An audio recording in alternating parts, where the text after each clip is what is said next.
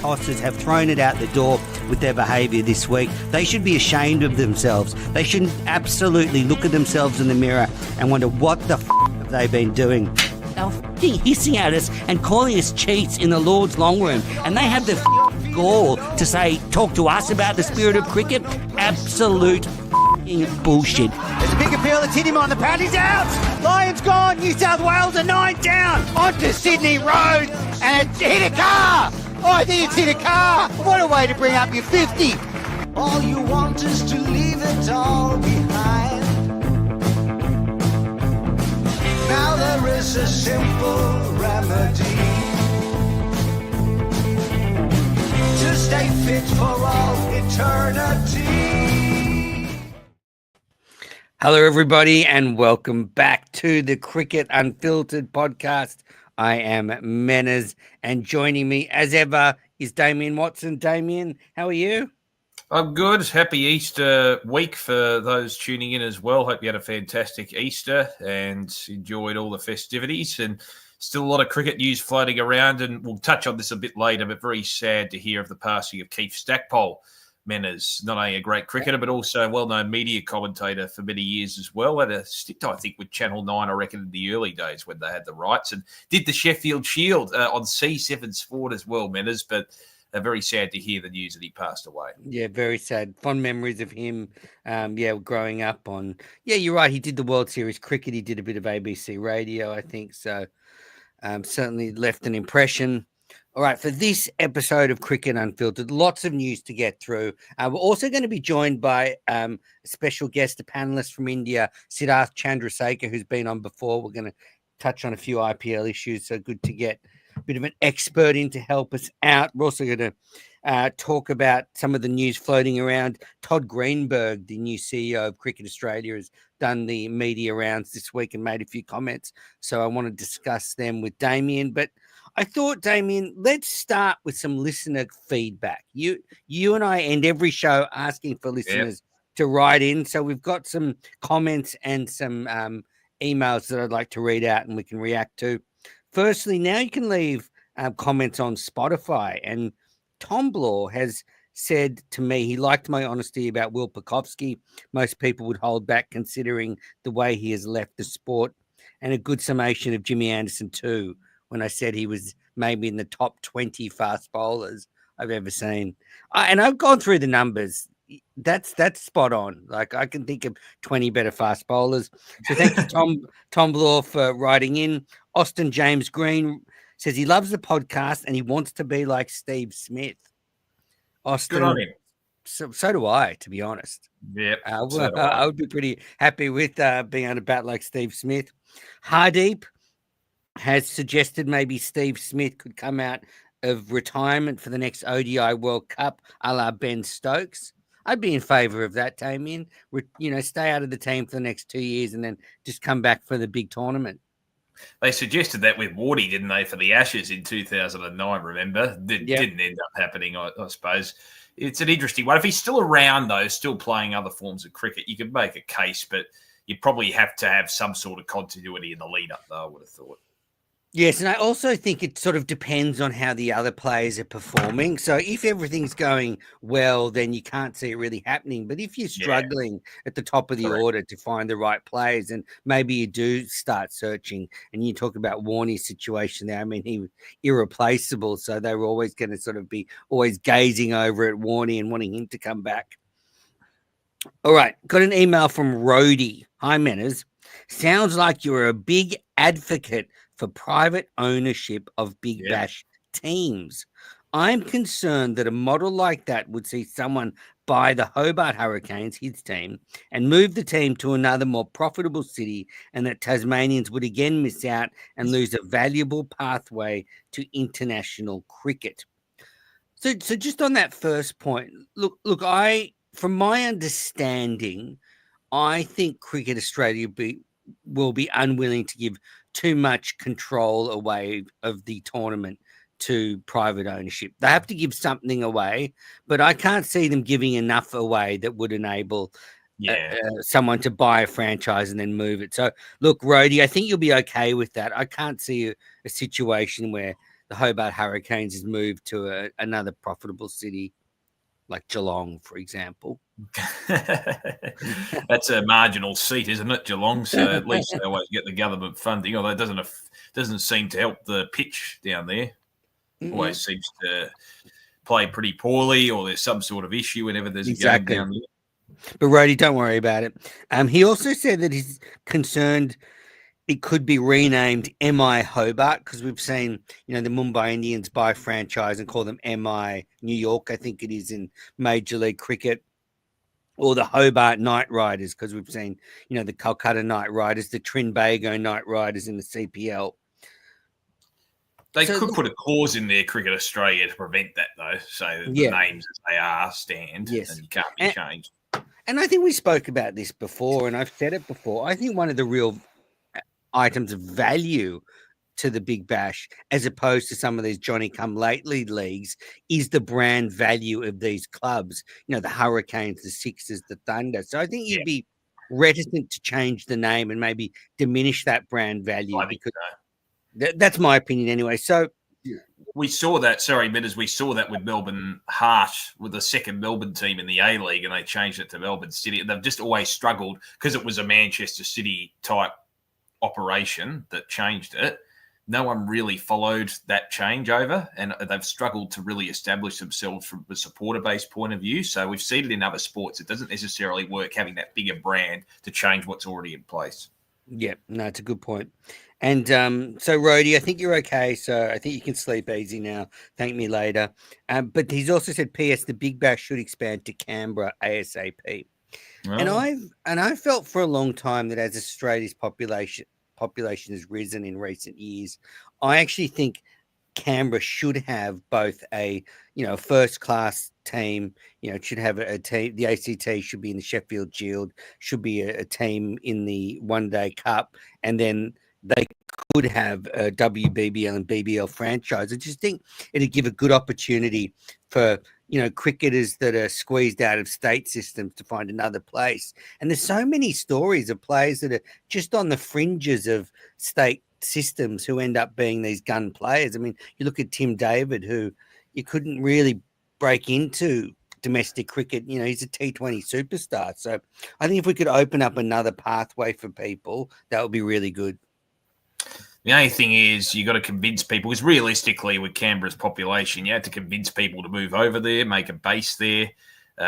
We've seen in the women's as well, they have a WNCL team, the ACT Meteors, who improved, it must be said, last season, but in the couple of seasons prior really struggled to win a game. So, it's hard to blood local talent there. That's the only thing.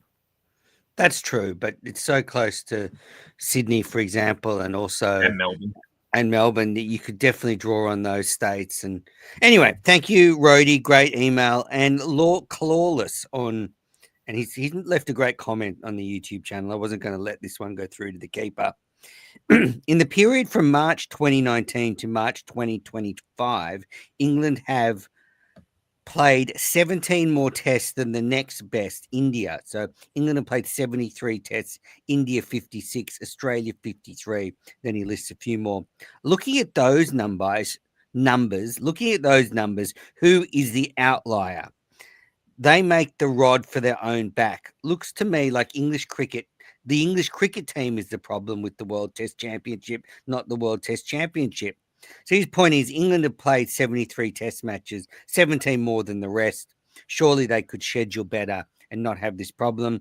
And then he looks into the numbers and says England have played New Zealand 12 times in the 6 years and have played Australia 15 times, and wonders whether England are looking for some easy wins against New Zealand. I think that's a bit cruel, but, it's an interesting point. England complain about the World Test Championship schedule, but, they play more tests than so many other nations. They do make a rod for their own back. And also, Metters, they have the window basically all to themselves in the middle of the year. So they probably have more flexibility, don't they, in terms of scheduling test matches. That's why ultimately maybe there is more. Yeah, and they are good tourists. They do support other countries, but it's I just think it's funny that Ben Stokes was so dismissive of that World Test Championship, and you look at the stats, and it's probably their own fault. Anyway, thank you, Clawless, for the email. Let's get or for the comment. And so remember, I mean, there's so many ways to get in touch with us now. All the email contacts are in the episode notes, but you can also message on, well, you can leave a comment on Spotify or YouTube. You can message in on Twitter or Instagram. So if you want to get your questions in, do it. All right, let's get into the cricket headlines brought to you by Piccolo Podcasts. So Todd Greenberg, the new CEO of Cricket Australia, has spoken to both outlets, both Ben Horn from the Daily Telegraph and Dan Brettig from The Age and the Sydney Morning Herald. And he's spoken through a lot of issues. One thing he talked about to Ben Horn was, looking into the bad light and rain rules at the moment, and, how often they seem to go off in, I guess, so conditions where, there's a feeling, especially from broadcasters, that they want them to stay out there as much as possible. I kind of feel that sometimes the broadcasters are a little bit selfish in this area of the game, that obviously they want them out there, but I do feel like Test cricket needs some integrity, and if you keep them out there when it's really tough conditions, that's just not fair to both teams and does take away from the contest again. Same with rain. What do you think, Damien? Yeah, it's an interesting one because there's been a lot of criticism sometimes about, and we saw it in the women's as well, where the teams went off when maybe they could have kept going, or when do you make the call? But I think as long as you assign someone or a group of people with that responsibility, will they make their judgment? I don't know, because you can't really measure the ferocity of rain, can you, Menas? It is a subjective call. So I don't know how you can really get around it. And they make suggestions around, changing balls if the light gets too dark. Can you just bring out the pink ball for a session? But we've seen the pink ball behave so differently to the red ball that if you're the batting team that all of a sudden have to face the pink ball in fading light and it's hooping around corners, then you're stuffed. So yeah. I understand the frustrations and the wanting to project the right image about this, but I do think it's very hard to actually execute. Yeah. Greenberg pretty parameters too. Yeah, definitely. So Greenberg also spoke about the future of the Big Bash, and we've talked about privatization, but I think what was interesting from him was the sort of thrust that the Big Bash can't get left behind. Yeah. That's the issue. That it would be fine to say, oh, we're happy with the way it is, but if we do that, then it will just get left behind. So it has to kind of be aggressive because the market's moving so fast. And we're seeing that in real time with these other leagues and the money coming into them, that I think is right. Yeah, I think so too. It's a financial. They talked about one day international cricket back in the 90s, men as a saviour, the financial saviour of cricket. Now it's transferred to the T20s. I think from a bottom line point of view, you can't really avoid that, can you? You've got to protect the Big Bash. You've got to try and make it grow in terms of its status, in terms of the quality of players. If you remain stagnant, it's just going to hurt the game. Yeah. He was also asked about the issues at the end of the season between Khawaja and Lyon, where obviously we spoke about it a lot on this podcast with them being unavailable for certain Shield games, but available for others. And he was pretty frank about that. He said that, one of the issues is that it's a slightly older Australian team and they have to manage the team. But he also said that, they have to ensure that they communicate really well. And I think we saw that maybe the communication wasn't the best there between Queensland and Australian cricket at that time.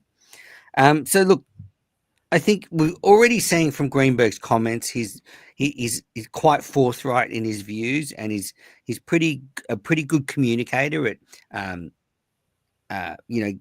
to the media. He's definitely well media trained, and for the NRL, he was doing press conferences every day, so he's certainly used to that. He also spoke to Dan Brettig about potentially a drop in at the Sydney Cricket Ground, and he said at the moment it's not even feasible. You can't even talk about it at the SCG, and the fact is they made it so when they built this current iteration of the SCG, there's actually nowhere to bring in a drop-in wicket. They would have to knock down a stand to bring in a drop-in wicket. So perhaps if they renovate the SCG, they can look to do it. But he does seem to be quite pro drop-in wickets because of the flexibility it allows the ground. And Damien, it's interesting. I'm, an old school traditionalist. I love, having the square there. But it does seem like in the last few years, the groundskeepers and the curators have got a lot more adept at producing really good drop-in wickets. I think in the beginning, they were a bit hit or miss and they could die a little bit. But it seems to me in the last few years, they've worked out how to avoid that. Maybe it stems from the issues that the MCG had and how they've worked their way around that as well. Remember, there were a couple of roads there going back about 7 or 8 years ago, and the ball was doing some dangerous things as well. I remember a Sheffield Shield game, Victoria WA, where the ball was doing some pretty unpredictable things. And they've done their review and done their homework, and maybe that's been transferred to other grounds. I just wanted to ask you, Ben, there's been talk about maybe renovating certain parts of the SCG. I know they did renovations on various stands going back, it was just over a decade ago now. But got a couple of stands that were built in the early part of the 1980s that are still there. They're never going to get rid of the heritage-listed stands like the ladies' stand, but is there talk? I know they've made changes to and updates to other stadiums in Sydney, sporting stadiums over the last couple of years, but is there talk of that potentially happening at the SCG? Yeah, absolutely. And look, I'm going to admit this publicly. I went to the AFL on Sunday and saw the Swans v Port Adelaide. Some of you might have seen me there, which is why I'm going public with this. And I got very squeamish watching the players run on the centre square. It's actually hard for me to put myself through it. I get very upset when the play they do the bounce. Where they bounce the ball, the centre bounce. Yeah, centre bounce. I don't know what they call it. Damien Watson was actually commentating on that game on the radio. So anyway, looking at the stands though, it's the Barongal and the Churchill. They need to rip down. So they've got the Trumper stand, and then it goes into the Barongal and the Churchill. That needs to go. And also the Bill O'Reilly stand needs to go. When they do those two stands, then it'll be complete, because the Noble and the Bradman are pretty new. The Trump is new. So it's just those other two stands that need doing. And that's when you could look at optimizing it to bring in a drop-in pitch. Yes, and bring in more lifts, Menners. Apparently there's like one lift for the entire stand, one of those stands. So, I think they could do with a few more lifts as well. Yes, and look, I don't want to take satisfaction in this, but I am aware that the media facilities for the cricket media are way better than for the AFL media at the SCG. Yeah, totally different stands, totally different facilities. So suck it, AFL. All right. Such an arsehole. Todd Greenberg also spoke about this whole issue of Saudi Arabia coming into the game, and look, he brought up some examples. One of the things he brought up was obviously what happened with Live Golf, that the cricket can't afford to put their head, in the sand and just think this will go away, that it won't go away. Saudi Arabia have a lot of money and they're aggressive with it. And his analogy he used is, the principal point is, do you want it to happen to you or do you want it to happen with you? And I think that's a pretty pragmatic view, that we've seen that they have so much money to throw at everything that if they decide to do a T20 league, some players will go because they'll be offered enough money. It'll be something like Live Golf. So they're better off trying to work with them. And so that's really interesting, and was interesting to hear his viewpoint on it. And probably a fair viewpoint as well. I think we've seen, this is the advantage cricket has. We've seen, as you said, some of the precedents with golf. We've seen it with other sports as well, with breakaway competitions. Inevitably, if you split it in half and there's such division between the two, it does split the interest in half as well, doesn't it? So I think you've got to try and avoid a complete divorce, shall we say, between two parties as much as possible. And the thing is with Live, I mean, there's a lot of money involved with it, and it's a success in Adelaide when they have it here, because Australians don't really see a lot of the best golfers come down here all that much. But across the various other parts of the world, it actually does struggle for airtime as much money has been thrown into it. So this is the thing, when you put tradition, sometimes it can lead to benefits if you, as we saw with World Series cricket, manage to regroup and the two parties come together. But you don't want a divide that lasts for a long time, like we saw with the Super League and the NRL matters. Yeah, absolutely. I totally agree. So, yeah, and he also spoke about the complexity of international cricket, Greenberg. He said that, for example, well, he described it being that, every country has a different economic model. So, for example, in South Africa, Test cricket doesn't make up the primary source of revenue, but in Australia and in England, it does. So that's, just illustrates, we talk about it often in this podcast about, how complex international cricket is and how there's, so many forces at work all the time that, things, things are never ideal for everybody. And there's always a push and pull. And I think, yeah, Greenberg's going to get to see that firsthand and up close for sure. All right, so yeah, good stuff from Horn and Bredig there talking to Todd Greenberg.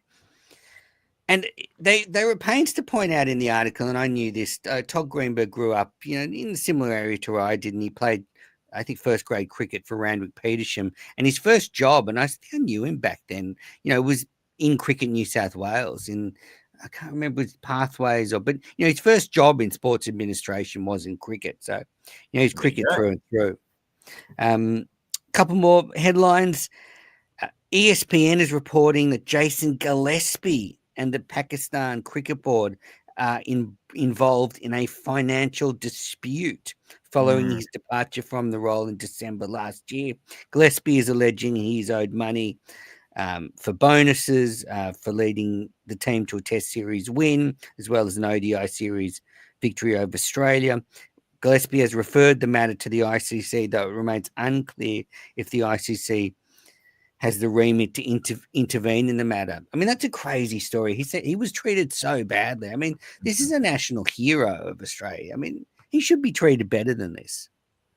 Yeah, we've seen it a lot, though. Greg Chappell went through a few issues, didn't he, in terms of the amount of media stick that he got when he was coaching India. And, yeah, it's interesting because his on-field record wasn't too bad, but I always got the sense he never really enjoyed himself in that role as a Pakistan coach. Sort of half broke him, it seemed, from the outside. Maybe I could be wrong. Only he can answer that. But, yeah, it is a shame. I guess it just depends what's in the contract matters. That's all you can go by. Yeah, he said it broke him. He said he didn't want to coach anymore. And it sounds like he was, really his role, he was emasculated. He couldn't make selection decisions. He couldn't talk to the selectors. He was just basically sort of a drill sergeant, just run a few fielding drills and send him out to play. So, yeah, look, I hope that sorts out. And, this will be a warning to other coaches around the world to maybe not go and work for the PCB. And, there's so many roles in T20 franchises. Why would you take a role if you're not going to get paid for it? All right, we're going to take our first break on Cricket Unfiltered. Then we'll be back to look at how the Aussies are faring in England at the moment at county level. You're listening to the Cricket Unfiltered podcast. I'm Manners. I'm with Damien Watson. We're going to be joined with Siddharth soon. He's sitting in the background. I don't know if he's there. I think maybe something I set upset him. We'll see. Let's get into the news about the county cricket. So the big news, Damien Watson, is Cameron Green scored 100 in his first game for Gloucestershire, 112 off 188 deliveries. This is a significant statement. We know how much the Australian selectors and team love him. He made that huge Test 100 in New Zealand, not long before he got injured last year. He cemented his place in the side as a batter. Now he's come back from injury and first innings back scores 100. This is going to put a lot of pressure on the selectors heading into the World Test Championship final. Do they drop Marnus? Do they drop Webster? How do they fit Green in? Because if this form continues, even though he's not bowling, I guarantee they'll want him in there. Yeah, I think so, because he does still provide that flexibility, and it's a good sign, isn't it, from a confidence point of view as well, Matters, to get that century straight off the bat after an injury layoff like that. It's just remarkable, isn't it? Because sometimes it does take a while to regain a bit of confidence when you haven't been out there, regain the muscle memory, things like that. shows that he's primed Cam Green. So very, very good news there. Another one that you've mentioned, Ben, is just in the rundown, Fergus O'Neill. We were speaking about him last week for Nottinghamshire. 5 for 19 and 2 for 34 in his recent outing in 2 separate innings. He's going great guns at the moment. I wonder when he's going to be considered potentially when the golden generation of fast bowlers go. Could he come up in the conversation the next few years? Absolutely. And I think I said it to you a couple of weeks ago that Australia in England 2027, O'Neill is putting a pretty good case here to be that English specialist that we love to take over there. Think Terry Alderman, Peter Siddle, Ryan Harris, you name it. So yeah, you're right. He's doing really well. Marcus Harris also scored 77 and 34 not out for Lancashire. He's been pretty consistent so far, averaging 80 with the bat. So, he's a smoky to be in that World Test Championship final if he really knocks the door down with a lot of runs leading into that game. All right. And next cricket headline, and you mentioned it at the top of the show, Damien, but Australian cricket lost one of its greats today. Keith Stackpole passed away. He made his test debut in January 1966. He played his last test in March 1974. He played 43 test matches, averaged 37 with the bat, 700s, 14 50s.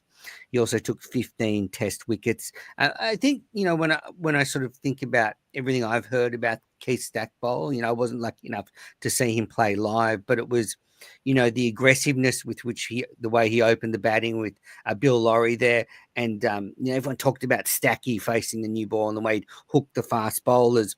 And, I look at that 43 tests, an average of 37, and people might think that's a bit thin. But, back then playing 43 tests was like playing, I would say, 60 or 70 tests now because they played a lot less test cricket. There was a lot less touring.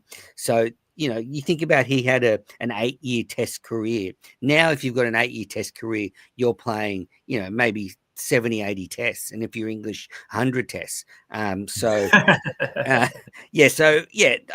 just want to point that out that, that's quite a long career. And Ian Chappell always used to talk fondly of him, and all the Victorians talked fondly of him. And he was a great broadcaster, very forthright. And he was just a much loved, hard-hitting opening Australian batter. Had a great relationship with Bill Lawry as well, and I always loved his voice too when he commentated. Had a nice booming voice, didn't he, about him? Sort of half ocker, but a very nice booming voice to him. Always enjoyed listening to some of those historical clips of him commentate as well. But he was initially a middle order batsman, and I think that's where his aggressiveness stemmed from, Menners, and regenerated himself as an opener. But he sort of maintained his natural game, and quite entertaining to watch as well. Yeah. So sad loss. He had a heart attack and passed away. Yeah. So. All right. Now it's time to bring in our guest. He is here. He's messaged me on WhatsApp. He was upset. He thought he wasn't going to come in. Now, Siddharth Chandrasekhar is a fan of the show. He's also... there's an echo, Siddharth. Hi, Menners. Hi, Damien. How are you guys doing? I'm good. How are you? Good.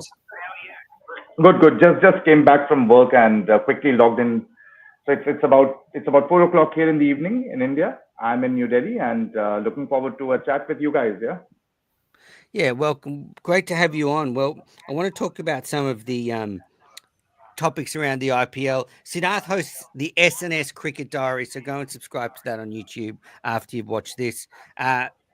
So Siddharth, the first headline I wanted to raise with you is that there seems, and I just want to make sure, are you under any restrictions about what you can talk about on this podcast? Are you like the IPL commentators where there are certain topics that are off limits? I'm not yet big enough, but I'm reaching there. So as of now, I can talk. I can talk what I want to. Yeah. I'm nobody will be able to throw me out. Yeah, good, because it would appear that there's been some pretty harsh censorship in India because Simon Dull and Harsha Bogle have been basically forbidden from commentating on any games in Eden Gardens now because they criticised the pitch. Basically, Dull suggested that if the franchise could not influence the pitch to match their strategy, they might as well play somewhere else. Bogle echoed the sentiments that the curator appeared disconnected from team requirements.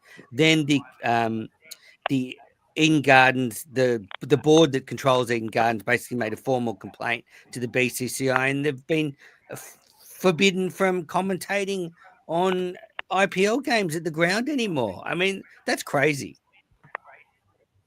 Yeah, Menas. I think so. The Cricket Association of Bengal official, I think, is the CEO. He sort of has written a letter to the BCCI stating that both of them not be allowed. In fact, so these two very acclaimed commentators who have been part of the IPL since its beginning.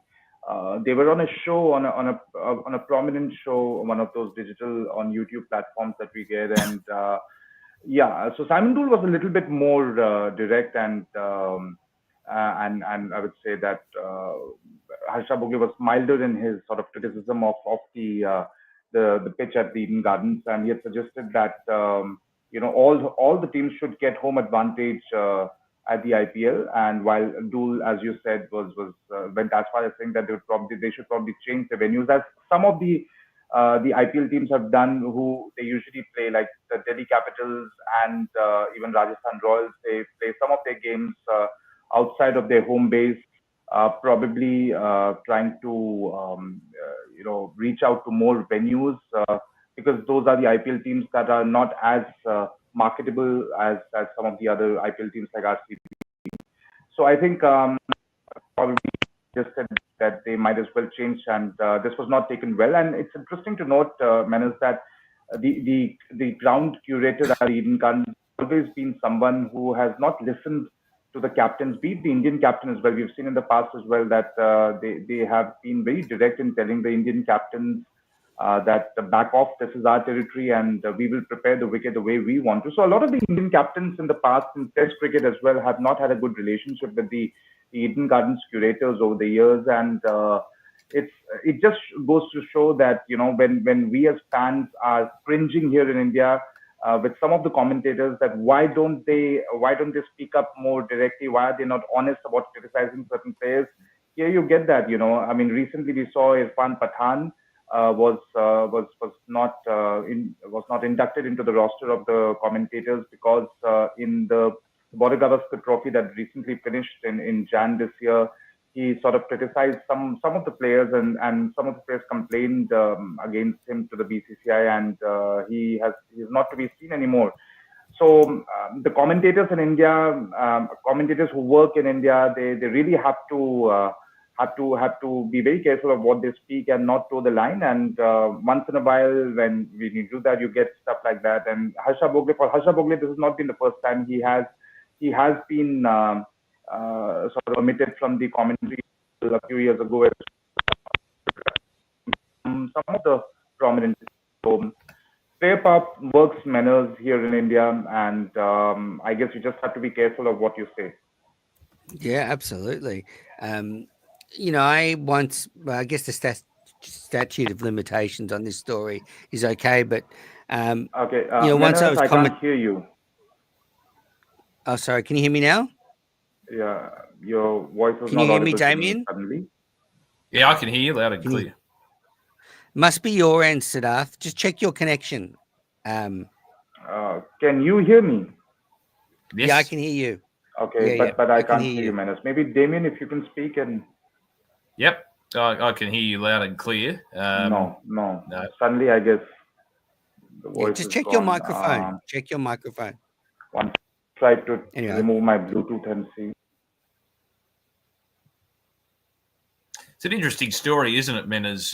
Just while Siddharth fixes his microphone. Very interesting in that we have this sort of censorship.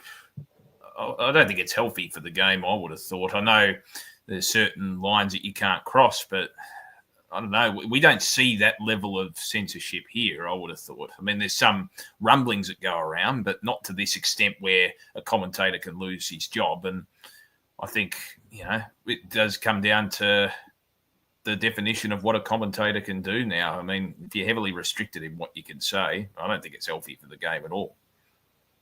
Look, I don't think it's healthy for the game. And where it is frustrating is where, everyone can see something that's happening, but the commentators aren't really talking about it, or they're skirting Yeah. the issue, whether it's an umpiring decision or something. So, and that's where the integrity of the game, and it just seems to be farcical when that happens. But, I also think there, and I've sort of mellowed about this, that there are different styles of commentary. Like sometimes, people just want to watch the cricket and enjoy it. Not everyone is as miserable as me and looks at everything with a critical eye and is complaining and stuff like that. So, I can sort of, I don't think you should be censored, but I can see why the BCCI are just pushing for, like, they want positive stuff, and because that's what they feel about the IPL. But it's when they can't talk about something that's happening in front of them that I think is very strange. But that's silly to, obviously, I don't agree with someone being thrown off for making some comments about the ground. I mean, that's absolutely ridiculous. And, I was going to say before Siddharth stuffed up his microphone that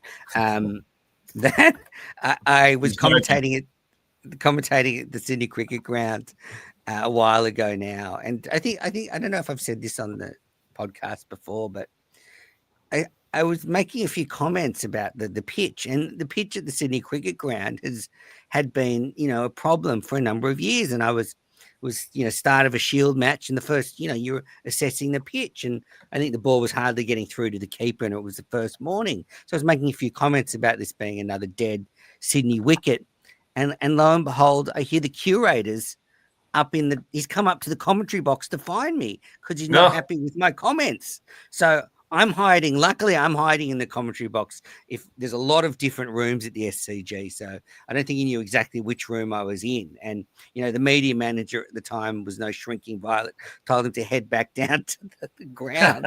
But yeah, the curator wasn't too happy with my comments. So fortunately I wasn't fired from the job. But yeah, I certainly, they can get a little sensitive when you criticize their work. But since then, I've actually really wanted to understand more about curating pictures and how they're made and the challenges they have.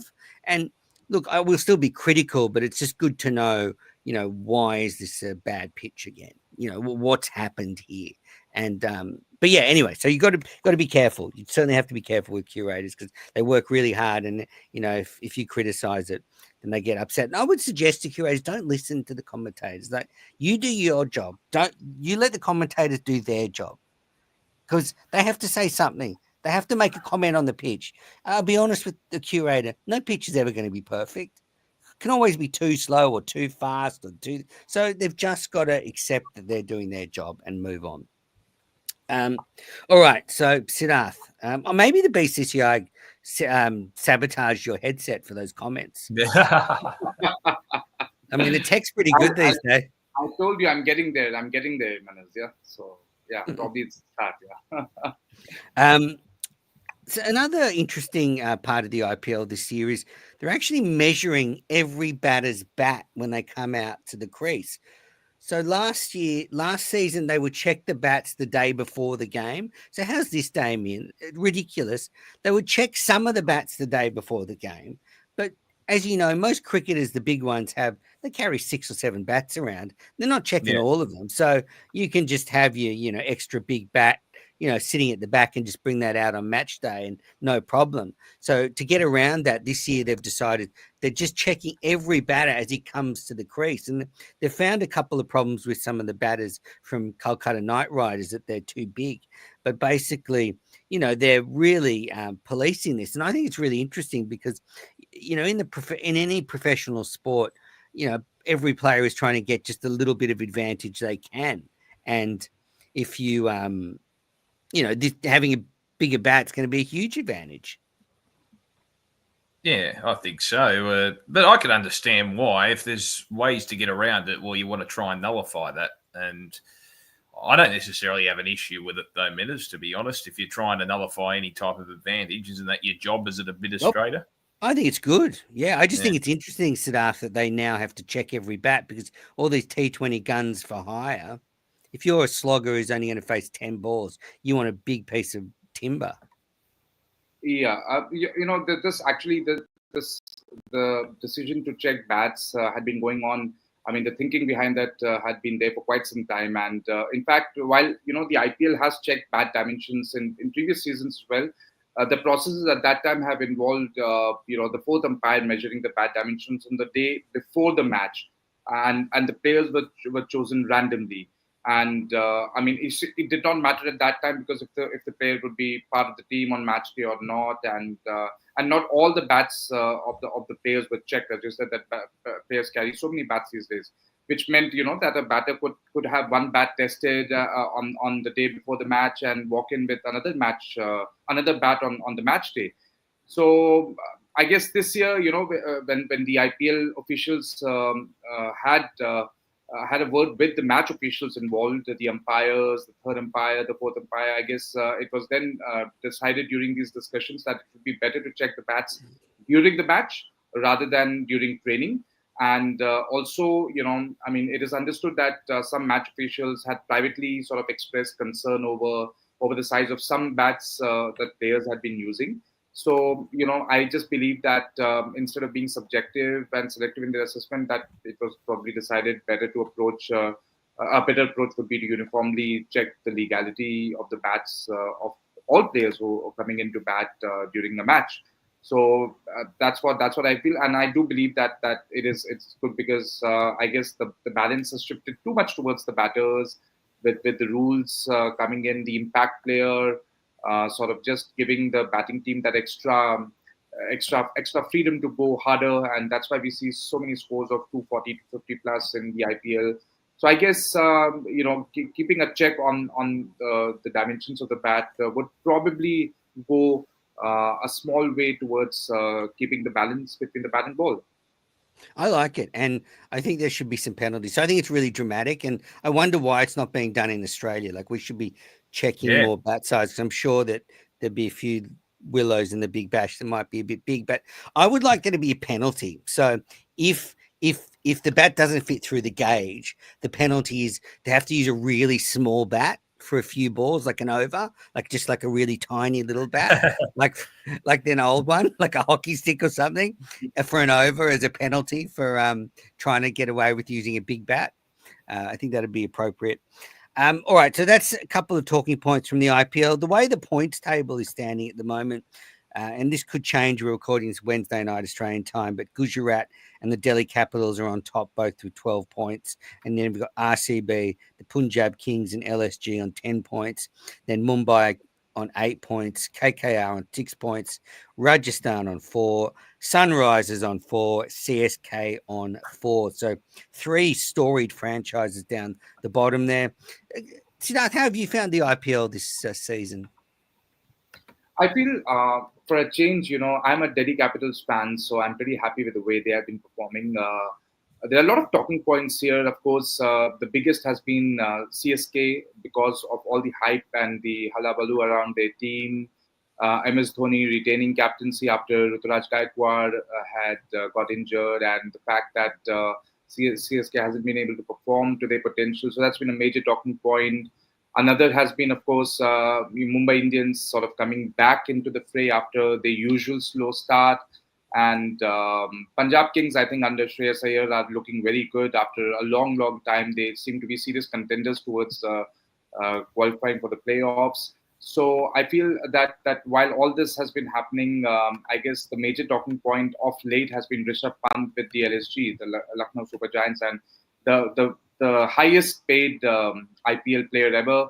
And he decided not to come into the innings as late as the last over, the last 2 balls that he faced. In fact, the impact player was a batter. Usually when you're batting first, you choose to have an extra batter in your playing 11 and then substitute him for a bowler in the second innings. But they decided to have the impact player as a batter while batting first. And he came before Rishabh Pant.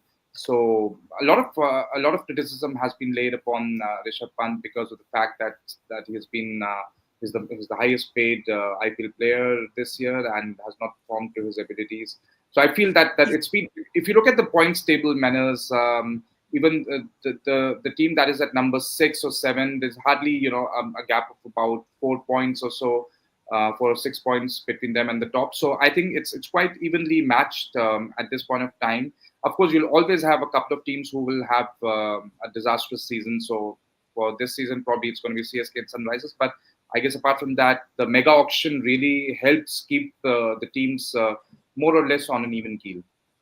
Yeah, absolutely. And look, Rishabh Pant's not the first player to really struggle with that huge price tag. We've seen it in the IPL, the WPL, that sometimes it can just be immense pressure being paid so much. But I also, from an Australian lens, it's been a pretty disappointing IPL for the Australians, apart from Stark and Hazelwood, and you'd expect them to perform with the ball. I think Glenn Maxwell has been dropped, Marcus Stoinis has been dropped, Jake Fraser McGurk has been dropped. A lot of players haven't been given much of an opportunity. Josh Inglis has hardly played. There's a lot of Australians there not doing much, which is unusual because some years the Australians really dominate, but it's not really happening this year. Apart from Mitch Marsh and Stark and Hazelwood, no one's really made an impression. Yeah, there's been some talks about the fact that the overseas performances in the IPL have sort of dipped over the last 2-3 years, while at the same time the Indian uncapped players had emerged during this period. And you talked about the key performers. Even Mitchell Stark, he started off well, picked up a 5-wicket haul in just the second game that he played. But in the last few games, while he has bowled well during the death, and the fact that now saliva can be used has sort of aided the bowlers in getting whatever little reverse swing they can get. But he has not been prolific with the new ball. In fact, he's been quite expensive with the new ball. Delhi Capitals have had this issue in the last few games that they've played, that they have not been able to get wickets in the power play. And that sort of resulted in a couple of the losses that they've had in the last 3 or 4 games, although they did win yesterday. But I think Jake Fraser McGurk, I expected a lot from him, Manners, especially after the season that he had last year. But my God, I mean, he has looked a pale shadow of himself, and the kind of shots he has played, I think the last few games, he just sort of, when he was dismissed, it was sort of almost expected that he would be out because of the way he trudged back to the pavilion with head down. So he's been a disappointment for us, for the Delhi Capitals team. As you said, apart from that, Glenn Maxwell always blows hot and cold. You never know what you can expect from him. But I guess any franchisee that always picks him with the hope that maybe 1 or 2 or 3 games he'll come good out of the 14 that they play in the league stage. That hasn't happened yet, and I feel that Punjab Kings have had to deal with that.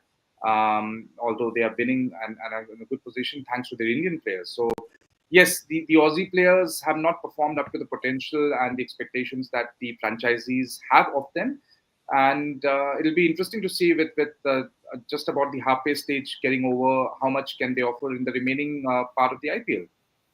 And Siddharth, what's the temperature like of the support for the IPL at the moment? We saw with the Big Bash in Australia when it expanded, more teams. Well, not more teams, more games. But you've gone more games, more teams.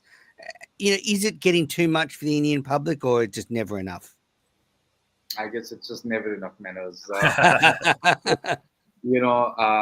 When I look, so the local host broadcaster, they always flash the number of viewers that are currently watching that particular game, and it always runs into millions and millions of viewers who are watching. So I guess that the thirst for cricket, especially IPL, would probably won't die down anytime soon, because day in and day out you're getting the best of the best players playing. And now that they are reaching out to smaller cities who usually do not get a lot of international games because of the so many stadiums that we have in India, unlike in Australia where each stadium is sort of guaranteed one particular test match or an ODI game or a T20 international every year. It doesn't happen like that in India. I mean, if you come to think of it, the most famous test match in 21st century, which I believe was the India-Australia test match at Kolkata. And can you believe it, that Australia have not played a test match again at Kolkata ever since that 2001 test match? So I mean, we have so many stadiums. So the BCCI has to make everyone happy. So we have this rotation system where it goes along, and generally the lower the second or third tiered cities don't get as many games, international games. So the IPL with the franchisees also trying to sort of expand their territory. So we have cities like Mullapur in just near Mohali in Chandigarh, which has hosted some of the Punjab Kings games. Then we have had Vishakhapatnam down south, a beautiful coastal city where the Delhi Capitals, because one of their co-owners is from that place, so they have they have a few games that they have hosted there. So the thirst for IPL is not going to die down anytime soon, and the fact that we have the mega auction every 3 years, it sort of helps the teams remain competitive, and that makes the league competitive as well to watch. So we don't have any one team that is dominating. Even Mumbai Indians and CSK in the last 4 or 5 years have not had the kind of success that they used to back in the mid 2010s, I guess. So yeah, I mean, IPL is something that it's just a pure form of entertainment for anyone who's tired from the day's work, comes back at 7:30 in the evening, wants to just hang out with his family and watch cricket and just have a good time, because at the end of the day, India wins no matter who plays. So we are all, That's what Chandresh Narayanan said as well when he was on. All right, we're going to take our final break. Then we'll be back with a little bit more news and can't let it go. All right, you are listening to the Cricket Unfiltered podcast. I'm Menas. I'm with Siddharth and Damien Watson. Last bit of news before we get into Can't Let It Go. Wanted to save this one for Siddharth because India have done the double.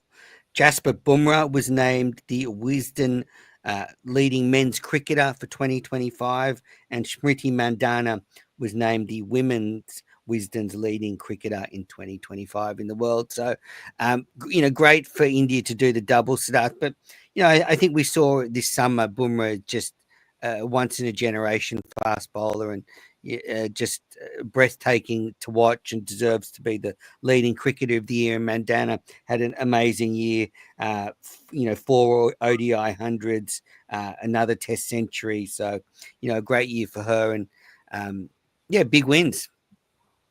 absolutely. I mean, if you look at Jasprit Bumrah's performance in the Border Gavaskar Trophy, it was one for the ages, Manners. I'm sure that the Aussies, the local Aussie fans over there would have also loved watching him perform, especially on that mesmerizing first evening, the first day of the first match of the series. And he just set it up so beautifully till sort of everything unraveled for the Indian team except Bumrah. And we saw how important he was for us in the fifth test match when he broke down. And even when we were defending about 150, 160 in the final innings, had he been there, we would have, I'm not saying we would have won the match, but probably would have made more of a match of it than what it ended up. So I guess, I mean, that was a performance to cherish. And of course, Smriti Mandana has been a stalwart for the Indian women's team for a long time now. Elegant left-hander, and has sort of carried the baton on from Mithali Raj. And I guess a lot of women cricketers now look up to her, and she has been a major reason for sort of a resurgence in women cricket in India in the last few years.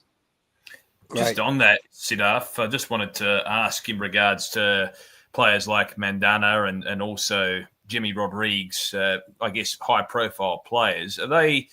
You mentioned the resurgence of women's cricket in India. Are they considered household names in the mainstream now, those types of players? And is it increasing the amount of household names as well? Because here in Australia, if you look at the mainstream, we know about Elise Perry, we know about Meg Lanning back when she was playing. There's probably a few players that are household names, and then maybe unless you follow cricket with an intuitive lens, you don't know many of the others. But a lot of those women's cricketers now household names over there, even if you don't follow the sport massively closely.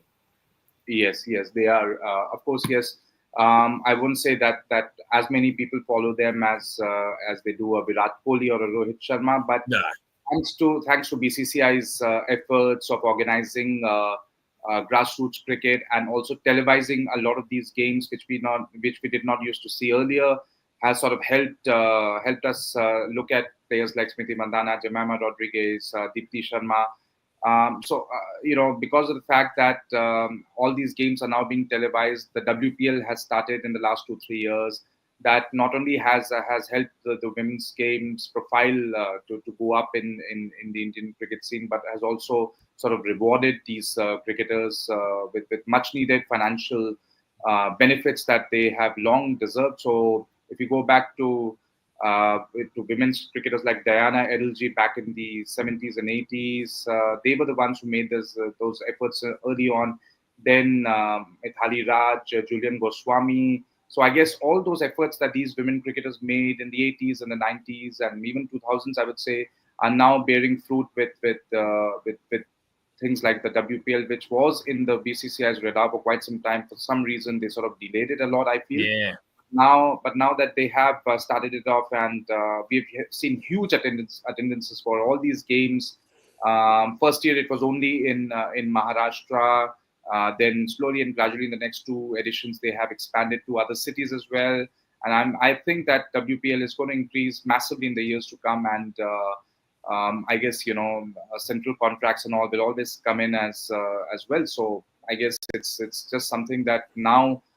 We are taking women's cricket seriously, and we are now looking to really match up with England and Australia, because we do defeat the West Indies, the Pakistans, and the other teams. But somehow, when it comes to Australia, as it happens with the men's team as well, Manners, you know that very well. We just have some sort of mental block where we tend to shiver when we play against them, especially at an ICC event, or even for that matter, the Commonwealth Games final that we had. So. Yeah, women's cricket is on the rise, and the profile is increasing. Yeah, that's great to hear. Fantastic stuff. All right, let's wrap up this edition of Cricket Unfiltered with Can't Let It Go. That little bit of cricket news you just can't let go through to the keeper. Damien, what have you got for us? One that I noticed, Menners, since we last spoke, I know that in a couple of weeks previously they announced the men's contracts for the Australian international squad, but they announced the women's within the last week. And what was interesting to note, Tish Flintoff got the call up to join the international squad and to be a contracted player with Cricket Australia, despite never actually having represented Australia as yet. So they've signalled their intentions to maybe select her in the future. But that's the first time in probably almost a decade that that's happened. And we know how much things have advanced since then, particularly in the women's game. Do you think that is a wise move? I know it signals an intention to select, but there'd probably be others around the traps who might think, well, I've proven myself at this level. How come I'm not getting a contract? Yeah, I don't think Jess Jonathan got a contract, did she? No, she didn't. Which I was surprised despite about. being very good, as we know, Siddharth, in the WPL. And one thing I have a problem, I guess, I don't have a problem with Tess Flintoff personally getting a contract, but generally I think you don't want to give out national contracts until people have proven they can do it at the top level. That's all. Just they don't have to be the best player ever, but just proven that they can play at that level before you give them a contract. Because we've seen in the past, if you hand out contracts that aren't really earned, it can not only affect the player with extra pressure, but it can be a little toxic for team environments where people look at other players and think they're getting a bit of a free ride. It's an interesting one, isn't it? A lot of Victorians getting contracts as well, but in the Aussie women's team, I noticed. It sucks. All right, my can't let it go is the West Indies women's team have failed to qualify for the Women's World Cup, the 50-over World Cup that's later this year. Basically, they lost to Scotland and Pakistan, so they needed to beat Bangladesh in the final game, and they did a Sean Pollock from the 2003 50-over World Cup. They stuffed up the calculations. Basically, to boil it down, they had to either win within a certain amount of overs, or they needed to, at a certain point, you can level the score, and then you hit a 6, and that boosts your net run rate because of your score.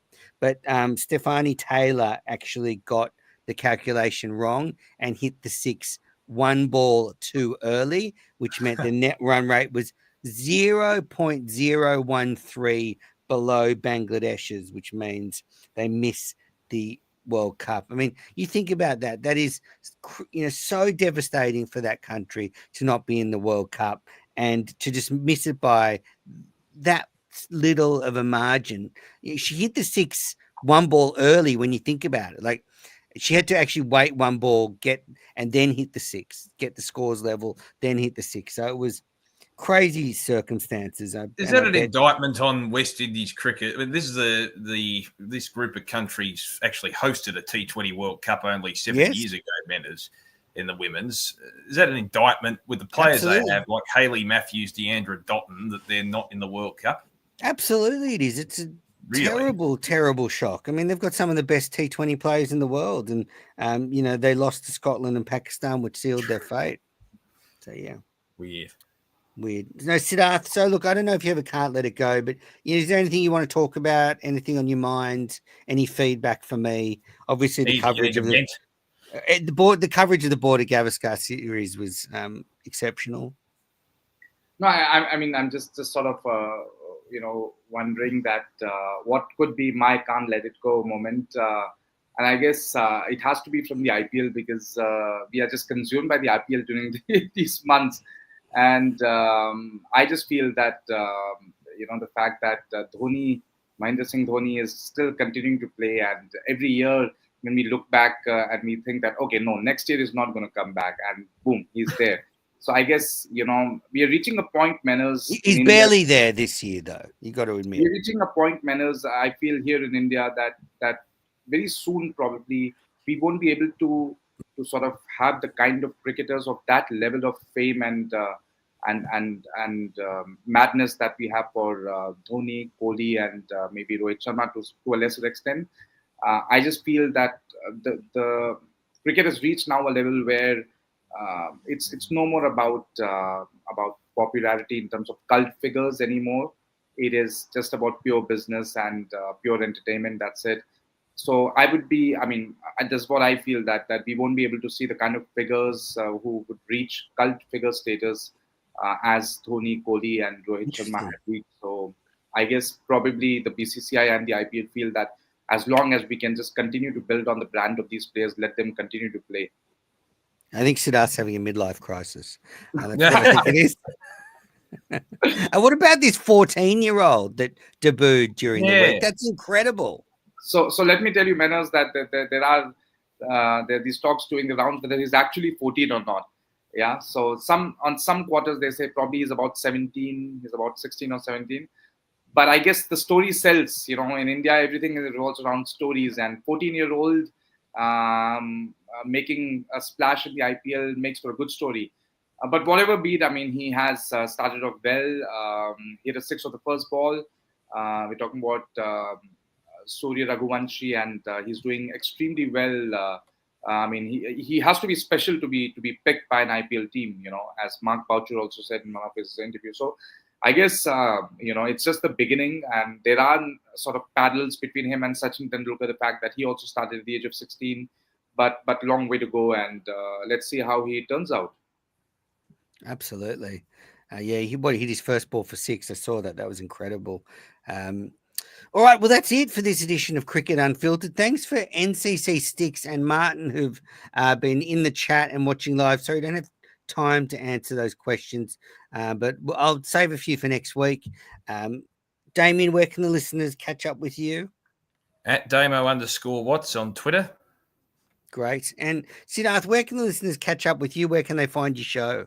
So they can find my show on YouTube. I have the SMS Cricket Diaries YouTube channel, where Manners has been kind enough to come on a couple of occasions, and also on Instagram by the same name, the SMS Cricket Diaries. So you can find me on both those platforms.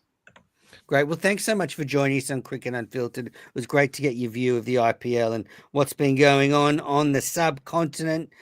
You've been listening to Cricket Unfiltered. Don't forget, rate and review the show. Send in your emails, and we'll be back next week.